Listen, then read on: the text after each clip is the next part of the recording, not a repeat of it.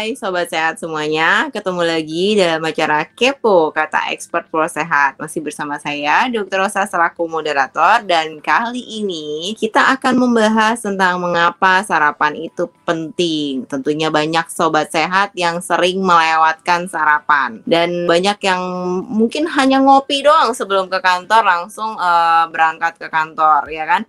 Dalam keadaan perut kosong, kalian sudah langsung ngopi ya kan. Nah, tentunya kalian ingin tahu baik nggak sih sebenarnya seperti itu, atau mungkin sarapan sebenarnya harus nggak sih? Nah, kali ini kita akan berbincang-bincang bersama expert kita, seorang dokter bernama Dr. Jonathan Christopher. Halo dok.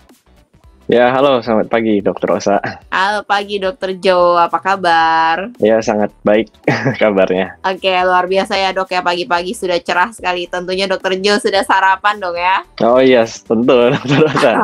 Oke, Wajib baik ya. itu. Betul-betul. Nah, ini banyak nih dok, Sobat Sehat yang bertanya-tanya. Apa sih alasannya kalau emang ternyata sarapan itu penting gitu?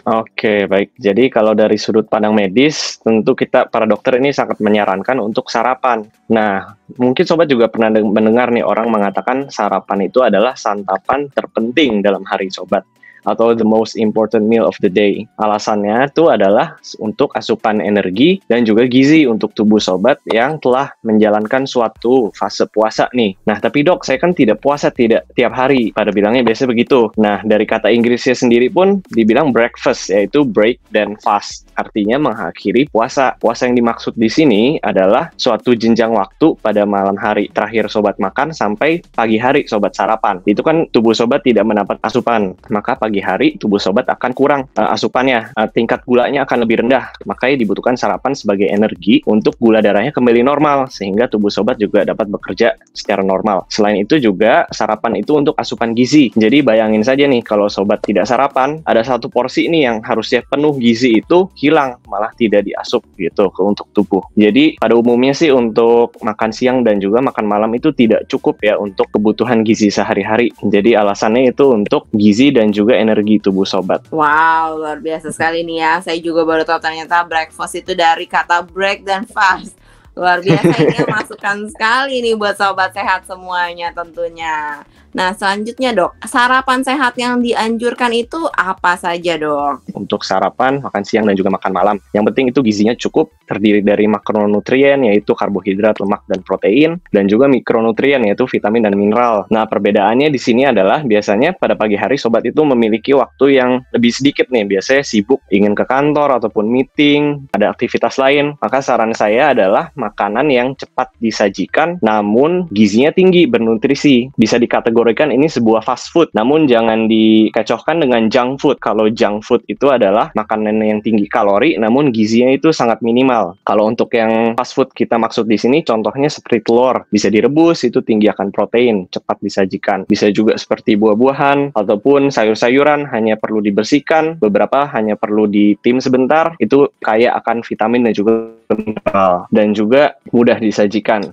Selain itu juga bisa ditambah dengan yogurt nih, karena yogurt itu berfungsi sebagai prebiotik, jadi itu untuk membantu kelancaran dari pencernaan sobat gitu. Jadi saran saya adalah makanan yang cepat disajikan namun tinggi nih nutrisinya. Seperti itu. Oke, nah ini sering nih ya kalau pasien saya bilang kalau ditanya makanan paginya apa gitu ya, seringnya roti dok. Gimana kalau soal roti ini dok? Oh, kalau roti sih sebenarnya juga baik karena dia kan tinggi nih karbohidratnya. Tapi lebih baik lagi kalau rotinya itu jangan ditambahin banyak gula. Biasanya orang dengan meses, dengan Nutella dicampur semua, itu yang bahaya ya dok.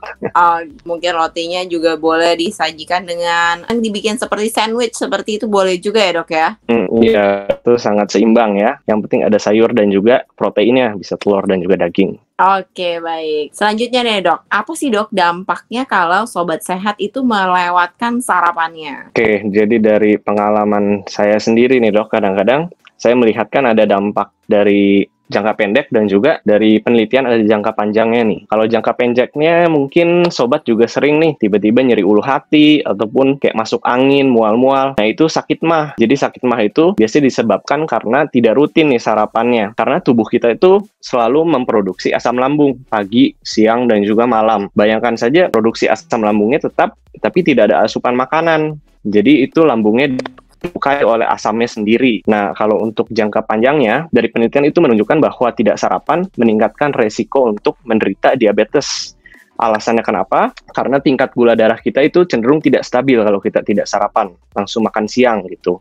Nah, itu juga menyebabkan nafsu makannya juga tidak stabil. Kita malah cenderung lebih banyak makan dan juga banyak mencari yang banyak gula. Biasanya kita mencari yang manis-manis kalau kurang makan. Itu kan juga menjadi faktor risiko itu untuk diabetes. Penelitian lain juga mengatakan kalau kita tidak sarapan langsung makan siang, ada respon inflamasi atau sedikit radang dari tubuh. Dan itu sebenarnya minimal, tapi jika lama-kelamaan dia menumpuk, itu dapat secara kronis menyebabkan tubuh kurang sensitif nih terhadap insulin. Itu yang juga menyebabkan terjadinya diabetes. Jadi maupun jangka pendek maupun jangka panjang itu dampaknya buruk. Oke, nah ini perhatian ya buat sobat sehat semuanya ya. Tadi banyak dampak-dampak yang tidak baik ternyata ya dok ya kalau tidak kalau Anda melewatkan sarapan. Selanjutnya nih dok, berkaitan dengan sekarang kita lagi di masa pandemi nih ya, banyak kan sobat sehat mulai memesan online, makanan online. Nah, ini ada tips dari dokter Jonathan ya tentang jajanan sehatnya yang saat pandemi ini ya, terutama yang dipesan secara online. Ini tips-tipsnya bagaimana dok? Apakah bungkusan makanannya harus segera dibuang, mungkin dihangatkan, dan lain-lain sebagainya. Terus jenis-jenis jajanan sehat yang baik yang buat sobat sehat ini apa aja? Oke, silakan dok. Ya, jadi kalau untuk jajanan dari online nih, contohnya dari ojek online biasanya pesan ya, usahakan untuk menghindari makanan yang tinggi akan goreng-gorengan seperti itu, dan juga minuman yang manis. Lebih baik minum air putih seperti itu ya. Nah, untuk sampai saat ini sih belum ada kasus yang dilaporkan dari CDC maupun WHO mengenai penularan COVID dari makanan. Nah, tapi yang bisa menularkan itu adalah perjalanan makanan tersebut dari restoran sampai ke piring sobat. Contohnya nih, misalnya sobat mengambil makanan dari pengantar ojek online-nya, itu kan terjadi interaksi secara langsung. Sobat membayar dari duit, itu juga duitnya kotor biasanya. Dan juga dari kantong plastiknya nih yang membungkus makanan juga biasanya kotor. Nah, saran saya adalah untuk membayar dari aplikasi. Selain itu juga tempat makannya yang kotor itu boleh dibawa ke dalam. Kalau bisa sih ada meja kotor, kita sebutnya ya, meja yang tidak steril, itu untuk membuka kantong plastiknya dan juga nanti memindahkan makanannya ke piring sobat yang sudah bersih. Nantinya bisa ditim ataupun di microwave juga untuk lebih bersih lagi. Nah, yang suka kelupaan nih setelah udah membuka bungkus, sobat suka lupa cuci tangan. Ini yang bahaya karena biasanya langsung pegang mata, hidung ataupun mulut. Jadi biasanya tertular lewat situ. Intinya sih kita harus tetap waspada ya untuk COVID ini karena virulensinya cukup tinggi seperti itu, dok. Oke, baik. Nah, ini buat sobat sehat semuanya tadi sudah cukup jelaskan penjelasan dari Dokter Joe ini tentang sarapan itu penting dan jenis-jenis jajanan sehat yang dianjurkan. Tadi sebaiknya bukan yang manis-manis ya dok ya, tentunya itu sangat tidak baik buat kesehatan. Jadi pesan tetap makanan yang sehat, yang juga jangan yang minyak-minyak juga ya dok ya. Jadi memang mungkin salad kali dok ya lebih bagus ya. Iya betul, tapi ingat ya mayonesnya jangan banyak-banyak. Oke, tapi yang paling penting dari semuanya itu harus mencuci tangan terlebih dahulu sebelum Anda mulai menyentuh makanan Anda. Baiklah sobat sehat semuanya, sekian kepo dari kami hari ini. Tolong bantu untuk klik like dan subscribe YouTube-nya Pro Sehat. Terima kasih.